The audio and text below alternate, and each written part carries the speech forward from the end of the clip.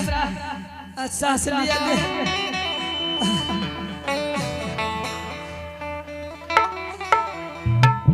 एक छड़ी जहिया हम तोरा सन करिया ना त कठोर में जाके घुस रहियो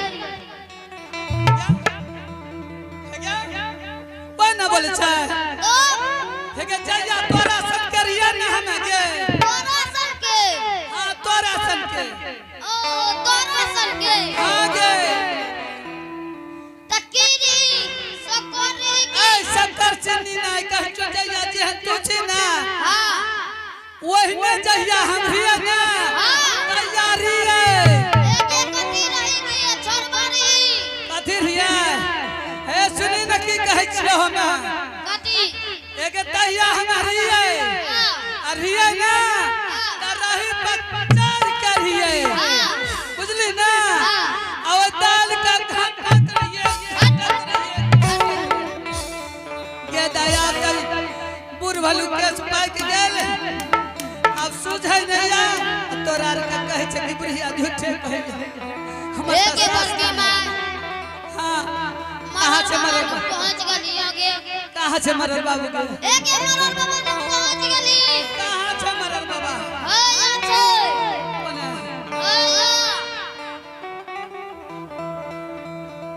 जा से मरल बाबा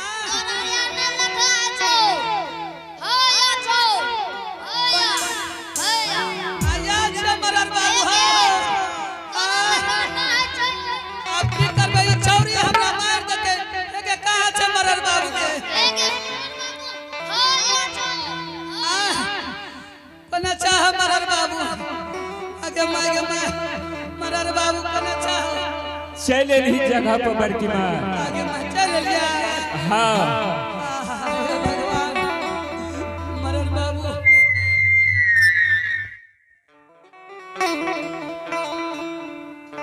आओ महाराज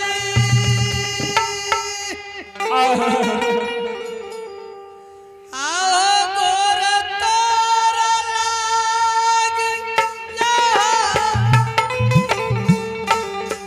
आओ धूकी हो करिया परना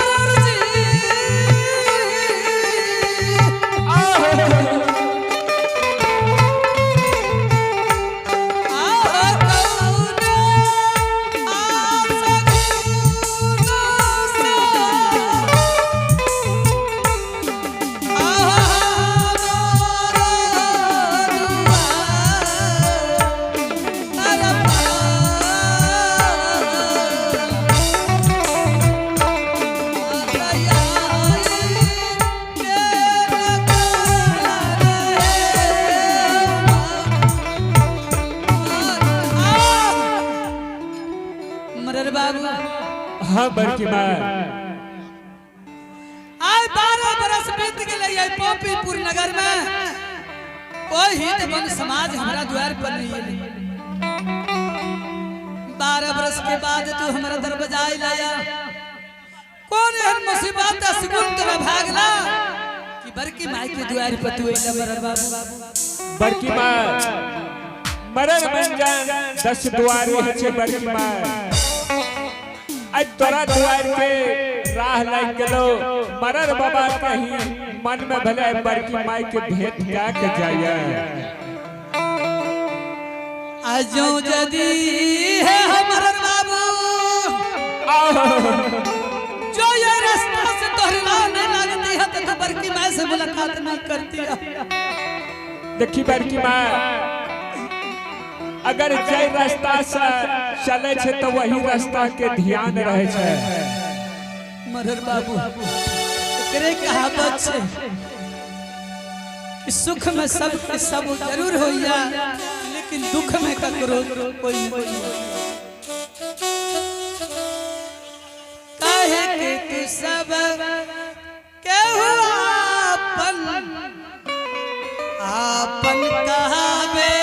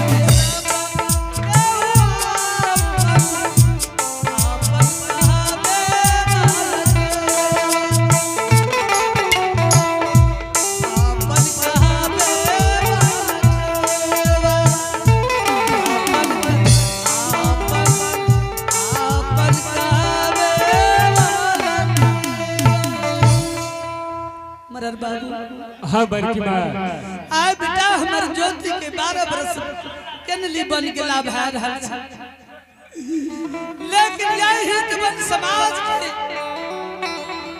आज तक कोई मरण मंजन नहीं ले आज तू अइला हमरा साफ साफ कह दे कौन उद्देश्य से तू आए हमरा घर बजाए लाए। बड़की माँ अखन ही मानव मतलब के यार छिए बिना मतलब के कोई कतो ही नहीं पहुंचे छे बड़की माँ। तोरो बात मरर बाबू ठीके छे बिना आय मतलब तोरा लाग गेला त बड़की माँ से मुलाकात कर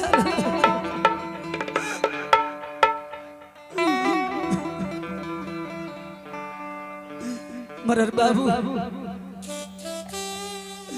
है बेटा के कारण कौन है मतलब छ तोरा से वही खातिर मुलाकात करे कहे रे बड़की माँ तोहर बेटा जे ज्योति महाराज रह ओकरा केनली बने से जेना कते दिन भेलो या हमरा बेटा हाँ बड़की माँ मरर बाबू हमरा बेटा के केने लगला 12 बरस में 10 रोज बाकी छे बेटा जी केने लगलिया 12 बरस में 10 रोज बाकी छे मरर बाबू। बड़की माँ 12 बरस तोरा बेटा का पूर गेलो या मरर बाबू अपने ध्यान दियो बात पर। जय बेटा के मरर बाबू नो मन अपना ओद्र में रखलिए 10वां मास जन्म दिलिए। ओइसे पहले के जवान के लिए 16 हाथ के सारी चोरी घर में श्राद्ध लिए। वही बेटा का हमने जानबे दोसर कोई जानता है। बड़की माँ 12 बरस में 10-5 रोज के कोई माने न है छे बड़की हाँ, माँ। ई बात मरर बाबू सही छे कि जहां 12 बरस बीत गेले 10-5 रोज के कोई माने नहीं होइया। आहा कहल के चाहे से कहियो बड़की माँ जकरा घर से बाहर 12 बरस बीत जाय छे ओकरा लिए शुद्ध बात हुआ पड़े छे। उ केना केना बड़की माँ तोरा लौआ बाभन के मंगबे पड़तो। कथि ले ओकरा तोरा घर डरा के निपावे पड़तो। घरों डरा निपावे पड़ता है। हाँ और तोरा कुछ के कुछ पुत्र बनबे पड़तो। आगे माग हे हमर बाबू कुछ के कुछ पुत्र कथि ले बनते 7 बान के ऊक बनबे पड़तो। अच्छा ई बता तोरा घर में और कुछ हो? हमरा घर में हाँ मरर बाबू हमरा घर में एक हम छे एगो हमर दुल्हन छे। मरर बाबू आय के दिन में हमरो एगो बात मान लेबा। बड़की माँ तोहर बात त मानिए लेबो। तू जे कहबी तोहर दुल्हन बात मान लेतो। हमर दुल्हन किया न मान बाते दुल्हन हमर से और बात मानते दूसर के हम जे कहबे से हेते। लेकिन हर बात में बड़की माँ तू लेकिन लगबै छी लेकिन के माने है छ। माने नहीं छे लेकिन के बहुत बड़का माने छे मरर बाबू। आज कल के जहिया से नीतीश के राज भेलैया ना ओहिया से दुल्हन के अपन मन भए जाय छै। ओरिया माय के कोनो नहीं ठिकाना। लेकिन हमर दुल्हन के जे हम कहबे सर जरूर मानते। लेकिन एगो बात मरर बाबू आय मान लियो न हमर बात। कौन बात एहन छै बड़की माँ तू बड़ा परेश डाल रहल छी कि मरर बाबा हमर बात मान लिया। मरर बाबू हम अपना दुल्हन का आई दरवाजा पर मंगाबै छिए। आई के दिन कम से कम वहां एक नजर हमरा दुल्हन के देख लेबे और दोनों हाथ उठा के जो हमरा दुल्हन का आशीर्वाद दे देलिए त हमरा दुल्हन के तेरा ई नहीं तय दोसर दिना घूर फिर के जेबो तो दुल्हन के जरूर आशीर्वाद द के जेबो। कहै छै हे भगवान दिन कर दीनानाथ बाबा कहिया हमरा खातिर उ दिन सुदिन हेते कि मरर बाबू हमरा दुआर पर। ई कौन बड़का बात भले बड़की माँ मरर बाबा त यहना जते रहे छै जते रहे छै।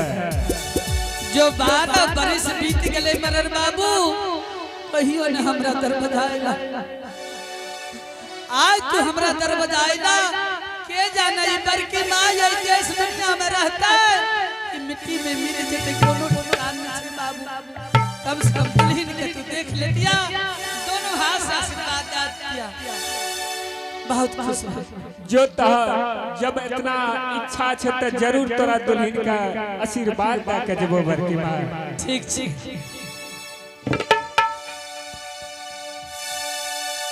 आहा बड़की माँ तो पूरे खुश छे। एक बड़की माँ ए हम मास्टर बाबू हाँ केना नहीं खुश रहबे। एक 12 बरस बीत गेले हमरा बेटा का हाँ आई समाज के कोई हित बन मरर मिल जने आई बुढ़िया माँ से मुलाकात निकल के आहा मरर बाबू के दिल में दया लाग गेल कल के कम से कम बड़की माँ से मुलाकात कर ली तब जरूर के जाने कहिया आते कि नहीं आते। हमर दुल्हन लाखों में एक छे। अच्छा आ जो जब आशीर्वाद दादल के ना दुल्हन के मेरा पा ओहो तब तो ठीक छो। आहो बैठा बैठा बैठा मारा राजी हमारो दुआरिया बैठा बैठा मारा हमारो दुआरा बैठा बैठा बैठा मारा राजे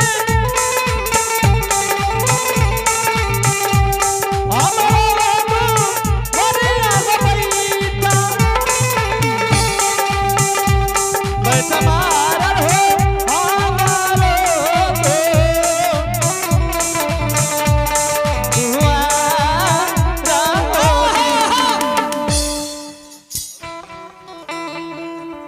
कन्या है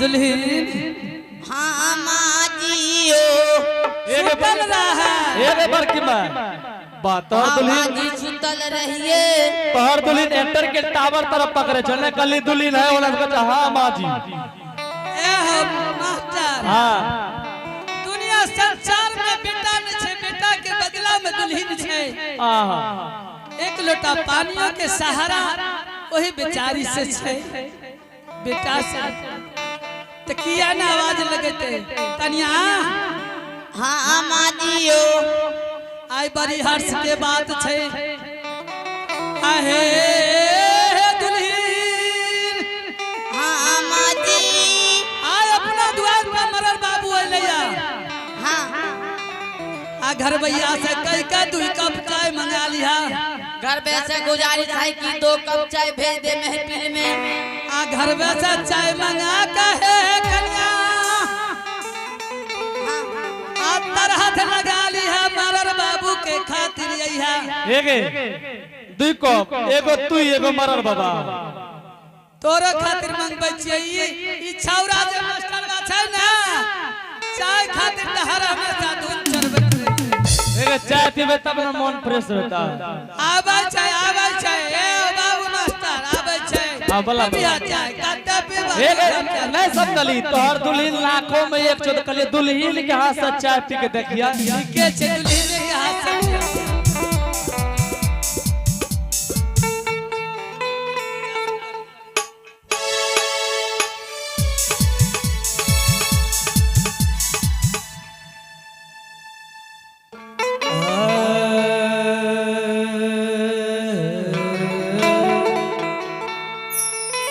जल्दी से यही